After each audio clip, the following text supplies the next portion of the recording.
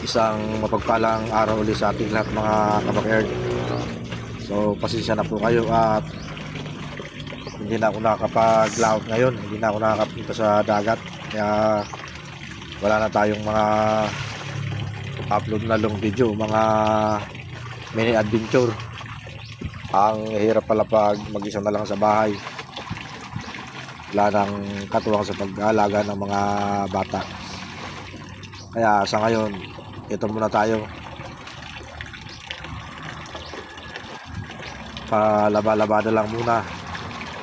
Pero kapag bumalik na tayo sa normal na sitwasyon mga kabakerd, ay baka bumalik na tayo sa paglalaot at sa mga mini adventure na ginagawa natin noon.